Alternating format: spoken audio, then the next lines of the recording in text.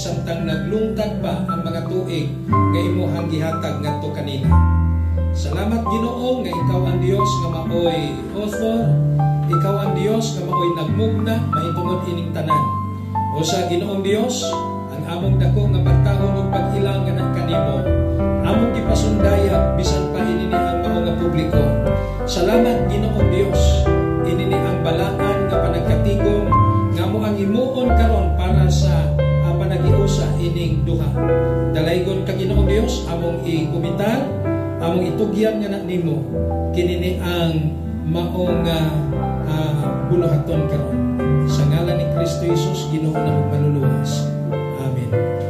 Pwede ta nga makapaglingkod. Book of Ephesians chapter 5 verses 23 and 24. Etya, kay ang bana mao ang ulo sa asawa, maingon usab nga si Kristo ulo sa iglesia nga mao ang iyang lawas, ug siya ang manluluwas niini. Maingon nga ang iglesia masinugtanong nagpasakop kang Kristo, sa ingon usab niana ang mga asawa kinahanglan nga magpasakop nga masinugtanon sa ilahan masig kabana sa tanan nga paagi. Ginoo magapanalangin sa pulong at nagibasa. So guys, kung dini Asya may tungod ini ang bana magadawat kanimo Silsa Arbuis ingon nga mahimo nga akong pinakaslan asawa, akong mahalon, akong higugmaon, akong ulungan, sa kalipay man, sa kasakit, sa kawaladon, ug sa kadagaya, sa maayong panglawas, ug sa masakiton man, ikaw akong tiyang Ginoo. Ate, ikaw na po. Sis. Ako si Silsa.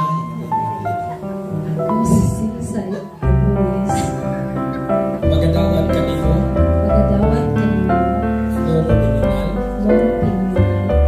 Na akong pinakaslang bana.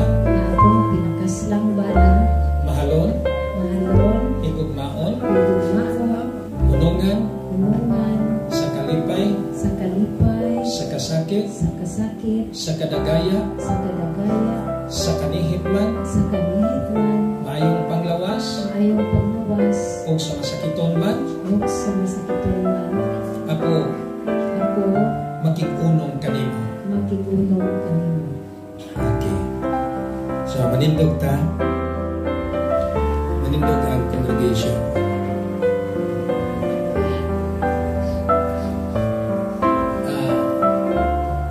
Naay pipila ka mga sponsor lalaki diha o babae. Maari ko no diri siya by the word. So ingon ang pulong sa Ginoo dili maayo nga ang tao makiusara. Unsay nahibaw anak ko? Word. Kinsang word sa Ginoo na naa siya. So muna naa nga si Silsa dunay kahadlok sa Ginoo. Si Silsa o si Floro dunay kahadlok na sa Ginoo tungod sa pulong sa Ginoo. Na-educate sila may tungod sa pulong sa Ginoo. O nga dunay sila kahadlok dinha sa ato ang panggobyerno tungod kay nagpuyo man ta, di man ta mga alien inini ang ato ang community.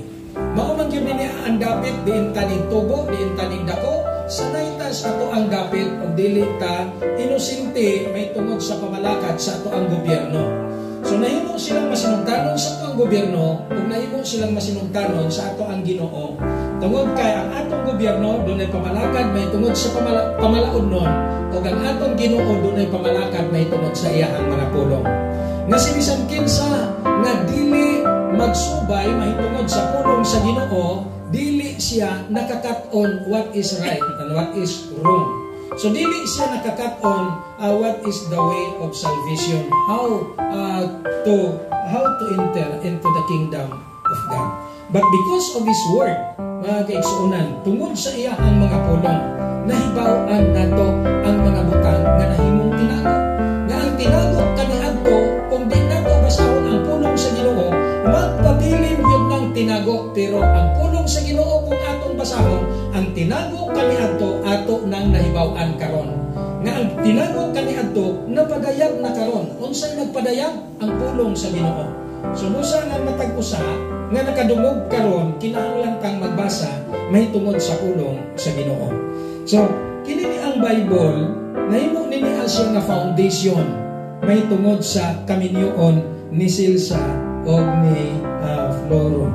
So salamat sa Ginoo nga kanunay gyud nga naay Biblia dinha sa balay. So mag-lead sa mga kabataan mahitungod sa maong buluhaton para simaya sa Ginoo.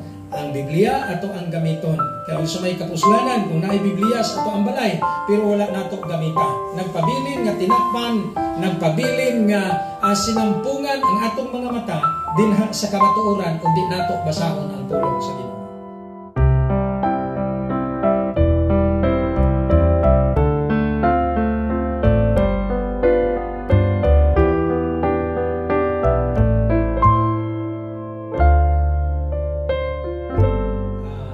Si Kristo naglibog ang mga tinun-an. Ingon siya magtutudlo. Angay bagod sa mga anak na magbayad og buhis. Ganyan. Angay ba sa mga anak na magbayad og buhis?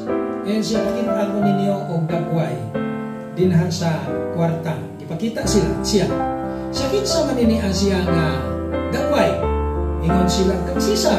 Nakabasa mo sa Bible? Iyon siya kang Caesar.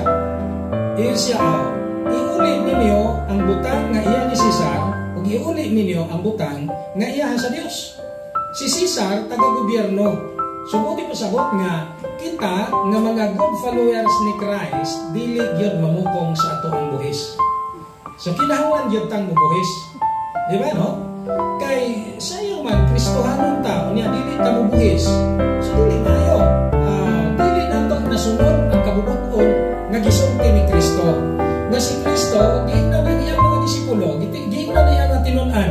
Siya kinsa ning dagway, siya kang Caesar, siya iuli ang mga butang iya ni Caesar ug iuli ang mga butang nga iya sa Dios.